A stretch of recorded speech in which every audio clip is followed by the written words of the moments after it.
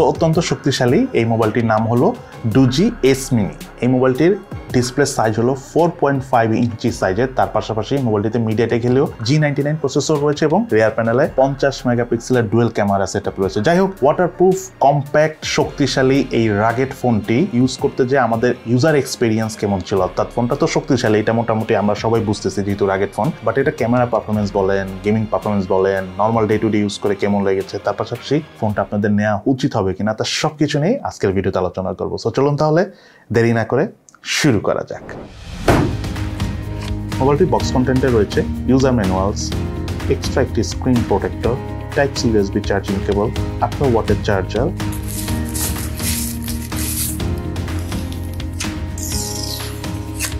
এবং Doogee Smini মোবাইলটি। এই মোবাইলটির ডিজাইন এবং আউটলুকের কথা বলতে গেলে ছোটখাটো এই কম্প্যাক্ট সাইজের ফোনটির রিয়ার প্যানেলটা কিন্তু ব্ল্যাক কালারের, নিচে Doogee ব্র্যান্ডিং থাকলেও উপরে কিন্তু ছোট্ট একটা সেকেন্ডারি ডিসপ্লে রয়েছে। লেফট সাইডে একটা বাটন রয়েছে, সেটা প্রেস করে এই ডিসপ্লেটা অন করা যায়। এই ডিসপ্লেতে মূলত কত পার্সেন্ট ব্যাটারি চার্জ রয়েছে সেটা দেখা যায়। বেশ ইন্টারেস্টিং লাগে, দূর থেকে দেখতে কিন্তু খুব ভালোই লাগে। তার পাশাপাশি যদি আমি এই ফোনটার স্পেশাল দিকের কথা বলি, এই ফোনটাতে IP68 এর রেটিং রয়েছে। সো আমার মতো আপনারা পানিতে ভিজিয়ে ধুমধারাক্কে ইউজ করতে পারবেন এবং সেই সাথে এটাতে মিলিটারি স্ট্যান্ডার্ড 810H গ্রেডের সার্টিফিকেশন রয়েছে, অর্থাৎ অনেক শক্তিশালী এই ফোনটা বলতে পারেন। আপনারা ফেলে চুরে মারামারি করেও চাইলে দেখতে পারেন, ফোনটা তেমন একটা ক্ষতি হবে না। ইনফ্যাক্ট আমরাও কিন্তু অনেক ট্রাই করে দেখেছি, আপনারা যেটা ভিডিও শুরুতে দেখেছেন। তার পাশাপাশি 4.5 ইঞ্চি ডিসপ্লে সহ মোবাইলটির থিকনেস হলো 13.5 মিলিমিটার এবং ওয়েট হলো মাত্র 155 গ্রাম। ওভারঅল কম্প্যাক্ট সাইজের এই মোবাইলটি সিঙ্গেল হ্যান্ডে আমরা একদম কমফোর্টেবল ভাবে ইউজ করতে পারি। মানে এটাকে অনেকটা পালম ফোন বলতে পারেন, মানে হাতে নিয়ে মনে হবে না যে ফুল হ্যান্ড আপনার প্রয়োজন আছে এই ফোনটা ইউজ করতে, মানে এক কথায়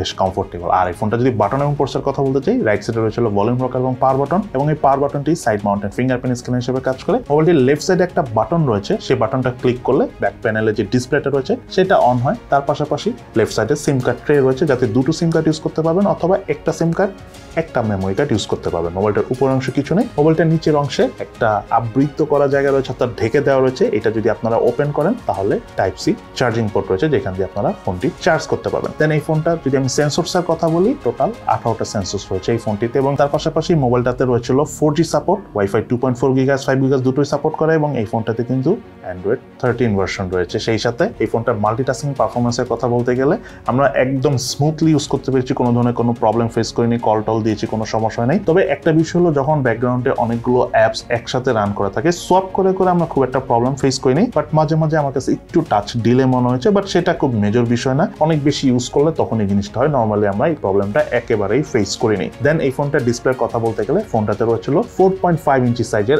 IPS LCD প্যানেলের ডিসপ্লে, কোনো হাই রিফ্রেশ রেট নেই। তার পাশাপাশি ডিসপ্লে রেজুলেশন হলো 1170x480 পিক্সেল এবং পিক্সেল ডেনসিটি হলো 281 PPI। মোবাইলটি আমরা আউটডোরে যখন ইউজ করতে গিয়েছি কোনো ধরনের কোনো লো ব্রাইটনেস জনিত প্রবলেম পেয়েছি বলে আমার মনে হয়নি, তবে একদম দুপুরবেলা ফোনটা ইউজ করার সময় কিছুটা আলো কম পেয়েছি বলে মনে হয়েছে, এবং মোবাইলটা রিয়ার প্যানেলে ক্যামেরা দিয়ে যখন ছবি তুলেছি, ডিসপ্লেতে লো ব্রাইটনেস জনিত ইস্যু আমরা একেবারে পাইনি। তার পাশাপাশি ডিসপ্লে ঠিক বাইরে উপরের দিকে একটা সেলফি ক্যামেরা রয়েছে, এটা কিন্তু ডিসপ্লের মধ্যে নেই, উপরে রয়েছে, কারণ এটা ডিসপ্লের উপরে এবং নিচে বেশ কিছু এক্সট্রা জায়গা রয়েছে। যাই হোক, আরেকটা বিষয় হলো এই ফোনটাতে রয়েছিল ওয়াইড পয়েন্ট L3 এর সাপোর্ট। দেন এই ফোনটার ক্যামেরার কথা যদি বলতে চাই, মোবাইলটার রিয়ার প্যানেলে হলো 50 মেগাপিক্সেলের ডুয়েল ক্যামেরা সেটআপ রয়েছে, যার মধ্যে মেইন ক্যামেরাটা হলো 50 মেগাপিক্সেলের এবং আরেকটা ক্যামেরা হলো 2 মেগাপিক্সেলের ম্যাক্রো সেন্সর ক্যামেরা। এবং ফোনটার ক্যামেরা পারফরমেন্স নর্মাল যে মোবাইলগুলো রয়েছে 50 মেগাপিক্সেলের, যেগুলো আমরা দেখে থাকি মার্কেটে এক্সিস্টিং, সেসব ক্যামেরার মতোই পারফরমেন্স পেয়েছি। ছবি তুলে ফোকাসিং কোনো প্রবলেম পাইনি, কালার ডিটেইলস যথেষ্ট নাইসলি ধরে রাখতে পারছিল, প্রপার লাইট কন্ডিশনে ছবি তুললে কালার অ্যাকুরেসিও যথেষ্ট ভালো ছিল, ডাইনামিক রেঞ্জ পোর্ট্রেট মোডে আমরা অনেক ভালো পেয়েছি, এজ ডিটেকশনও ঠিকঠাক ছিল। তার পাশাপাশি ফোনটা দিয়ে আমরা ভিডিও শুট করেছি, হাইস্ট 2K তে ভিডিও শুট করা যায়, যেটা আমার কাছে বেশি ইন্টারেস্টিং লেগেছে, এবং ভিডিও পারফরমেন্স যদিও OIS বা EIS নাই, বাট আমি মনে করি ঠিকঠাক আছে। এছাড়া মোবাইলটিতে রয়েছে স্লো মোশনে ভিডিও শুট করার পাশাপাশি টাইম ল্যাপসের মাধ্যমে ভিডিও শুট করার সুবিধা, এবং আরও রয়েছিল 8 মেগাপিক্সেলের সেলফি ক্যামেরা। এবং সেলফি ক্যামেরার পারফরমেন্সের কথা বলতে গেলে ছবি তুলে আমাদের কাছে ভালোই লেগেছে। 8 মেগাপিক্সেলের ক্যামেরা হিসেবে ছবির ডিটেলস যথেষ্ট ভালো পেয়েছি, পোর্ট্রেট মোডে এজ ডিটেকশন, ডাইনামিক রেঞ্জও ঠিকঠাক মতো কাজ করতেছিল। তবে কালার কালার বুস্টিংটা যদি আরেকটু বেশি করতো তাহলে একটু ভালো লাগতো। যারা সোশ্যাল মিডিয়া রেডি ছবি পছন্দ করেন তাদের কাছে তখন এই ফোনটা সেলফি ক্যামেরা পারফরমেন্স অনেক বেশি ভালো লাগতো। বাট আরেকটা ইম্পর্টেন্ট বিষয় হলো এই ফোনটাতে ক্যামেরা টু APS সাপোর্ট রয়েছে। সো আপনি চাইলে ইন ফিউচারে ম্যানুয়াল ক্যামেরা অর্থাৎ Gcam বা LMC ক্যামেরা এই ফোনটিতে ইউজ করতে পারবেন। দেন এই ফোনটার স্পিকার পারফরমেন্সের কথা বলতে গেলে আমাদের কাছে বেশ ভালোই লেগেছে। মানে সাউন্ডের বেস বলেন, ক্রিসপিনেস বলেন, আমরা একদম ব্যালেন্সড পেয়েছি। ওভারঅল সাউন্ডের স্পিকার থেকে কোনো ধরনের কোনো ডিস্টরশনও দেখা পাইনি। আমাদের কাছে ওভারঅল প্রাইস হিসাবে এই ফোনটার স্পিকার যথেষ্ট ভালো লেগেছে। এই ফোনটার ব্যাটারি কথা যদি বলতে চাই, এই মোবাইলটি রয়েছিল 3000 mAh ব্যাটারি এবং সাথে রয়েছিল 18 ওয়াটের ফাস্ট চার্জার এবং এই ফোনটি আমাদের সম্পূর্ণ চার্জ করতে অ্যারাউন্ড 1 ঘন্টার মতো সময় লেগেছে এবং একবার চার্জ করার পর এই ফোনটির আমরা চার্জ ব্যাকআপ পেয়েছি অ্যারাউন্ড 2 দিনের কাছাকাছি। তার পাশাপাশি যখন আমরা এটা একটু হেভি ইউজ করেছি, স্পেশালি লং টাইম গেমিং করেছি বা মোবাইল ডাটা দিয়ে ভিডিও ওয়াচ করেছি, তখন এই ফোনটার স্ক্রিন অন টাইম পেয়েছি আমরা 7 ঘন্টার মতো। একটা বিষয় ক্লিয়ার করে রাখি, 3000 mAh ব্যাটারি দেখে অনেকের কাছে এটা কম মনে হতে পারে, বাট যেহেতু খুবই ছোট ডিসপ্লে, সো 3000 mAh ব্যাটারি আপনি ধরে রাখেন যে অনেকটা 4500-5000 mAh ব্যাটারির মতো। যাই হোক, এই ফোনটাতে মিডিয়াটেক হিলিও G99 প্রসেসর রয়েছে। এটা একটি অক্টাকোর প্রসেসর, যার ট্রানজিস্টর সাইজ হলো 6 ন্যানোমিটার এবং জিপিইউ হিসেবে মডেলটি রয়েছিল মালি G57। মোবাইলটির আন্তর্জাতিক স্কোর পেয়েছে 3,69,733 এবং সেই সাথে মোবাইলটির বেঞ্চমার্ক স্কোর এবং স্পিড টেস্টের রেজাল্ট আমরা স্ক্রিনে শেয়ার করে দিয়েছি। এই ফোনটার গেমিং পারফরমেন্সের কথা বলতে গেলে, যেহেতু ফোনটা ছোট, তারপরও আমরা এই ফোনটাতে পাবজি গেমসটা প্লে করেছি।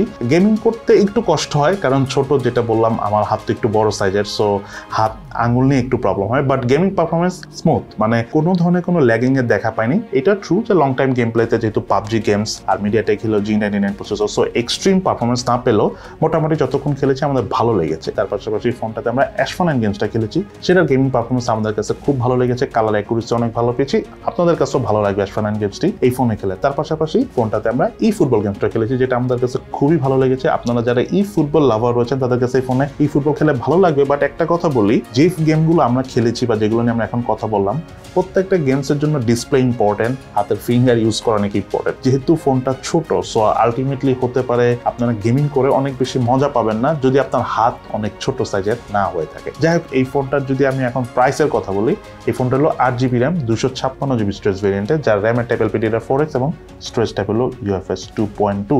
তবে স্টোরেজ স্পিড টেস্টের রেজাল্ট আমরা যথেষ্ট ভালো পেয়েছি। এনিওয়েজ, এই ফোনটার প্রাইস হলো অ্যারাউন্ড 30,000 টাকার কাছাকাছি। তবে প্রাইসটার ব্যাপারে যদি আপনারা ইন ডিটেলসে আরও জানতে চান, আমি ডেসক্রিপশনে প্রাইসের লিঙ্ক দিয়ে রাখলাম, আপনারা চাইলে সেখান থেকে আপডেটেড প্রাইসটা জেনে দেন এই ফোনটা কিনতে পারবেন। বিকজ প্রাইস অনেক সময় কমে যেতে পারে, আবার অনেক সময় বেড়েও যেতে পারে। সো ডেসক্রিপশনে দেওয়া লিঙ্কটা যদি আপনারা ক্লিক করে দেখে নেন, তাহলে আপনার জন্য ভালো হবে। এবার চলুন আমরা জেনে নিই এই ফোনটার কি ল্যাকিংস হচ্ছে এবং তার পাশাপাশি এই ফোনটার কি বেস্ট সাইড রয়েছে। প্রথমে যদি আমরা এই ফোনটার ল্যাকিংস নিয়ে কথা বলি, নাম্বার 1, এই ফোনটার ক্ষেত্রে যেটা আমার বেশি মনে হয়েছে ল্যাকিং, সেটা হলো কখনো কোনো কিছু লিখতে গেলে, মানে SMS বা মেসেজ লিখতে গেলে, যেহেতু এই ফোনটার ডিসপ্লে ছোট, ইনফ্যাক্ট এই সাইজের যত ফোনই আছে সবগুলোরই একটা কমন প্রবলেম হলো মেসেজ লিখাটা অনেক টাফ। যদি হাতের আঙ্গুল অনেক ছোট হয়ে থাকে দেন ইটস ওকে। দেন একটা বিষয় হলো, এই ফোনের প্রাইস অনুযায়ী ফোনের ডিসপ্লেটা খুবই ভালো, অ্যাটলিস্ট শক্তিশালী, এটা নিয়ে কোনো কনফিউশন নাই। বাট দ্য ফ্যাক্ট হলো, যদি ডিসপ্লে কালার অ্যাকুরেসিটা যদি আরেকটু ভালো হতো তাহলে আরেকটু বেশি ভালো লাগতো। এবং সর্বশেষ, এই ফোনটার তেমন আর ল্যাকিংস পেয়েছি বলে আমার মনে হয় না, বাট ফোনটার প্রাইস যদি একটু কম হতো তাহলে সব দিক থেকে এটা একটা বেস্ট ডিল হতো।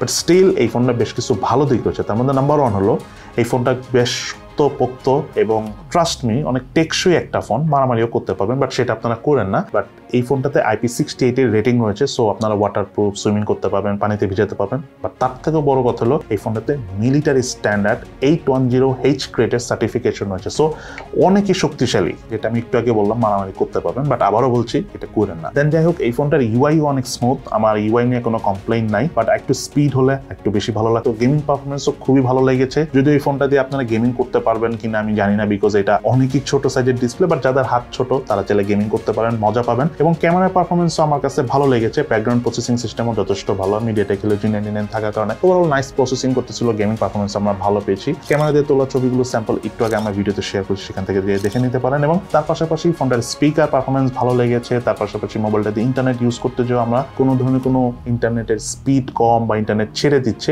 এই ধরনের কোনো ইস্যুস পাইনি। সো ওভারঅল সব দিক বিবেচনায় এই ফোনটা আসলে কাদের জন্য কেনা উচিত হবে, যারা মেইনলি একটা শক্তপোক্ত ফোন, একটা কালেকশনে রাখার মতো ইউনিক ফোন কিনতে চাচ্ছেন এবং ছোট ডিসপ্লে হলে প্রবলেম নাই, তারা চাইলে চোখ বন্ধ করে এই Doogee Smini অর্থাৎ এই ফোনটা নিতে পারেন। সো এই হলো আমাদের আজকের ভিডিও। কেমন লাগলো আপনাদের কাছে Doogee Smini এই রাগেড ফোনটি, সেটা কিন্তু অবশ্যই ভিডিওর নিচে কমেন্টস করে জানাবেন। সো সবাই ভালো থাকেন, সুস্থ থাকেন, ইনশাআল্লাহ দেখা হবে ফিউচারে।